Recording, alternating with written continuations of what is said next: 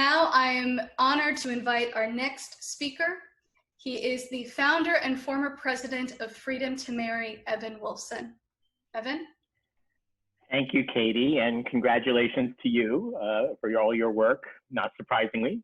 I got to know Fred, as he said, when he stepped up to offer his expertise and his counsel and his patience and his skill to Freedom to Marry. He even came on the board and was a resource we could draw on again and again and again.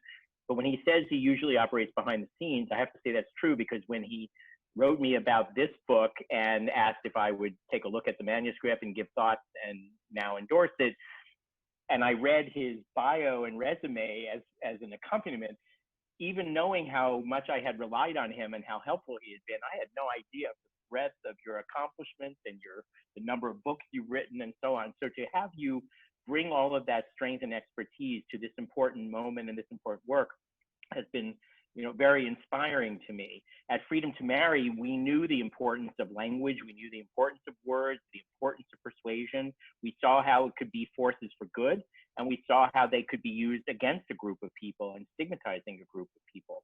And what you've done with this book, Fred, is take something that, I'm sure everyone on this call knows Trump's rhetoric is terrible and he's terrible and it's all awful and so on.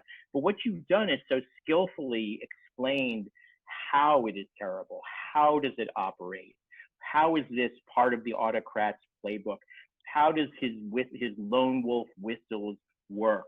How does his fomenting division and cynicism and trashing truth and creating a climate of toxicity and cynicism and despair operate to achieve even worse things? But you didn't stop there.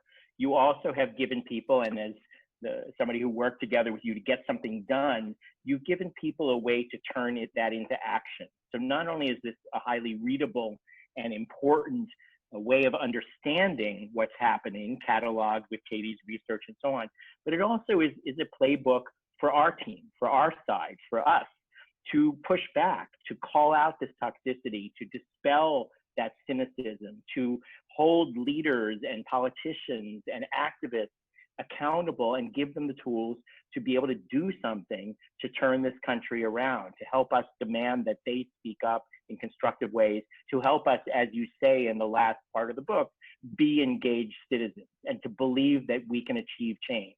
At Freedom to Marry, lesson one was believe you can change things. And you have conveyed that through this book, through the words, but you've taken the words, as we work to do, and given a way to make them into action.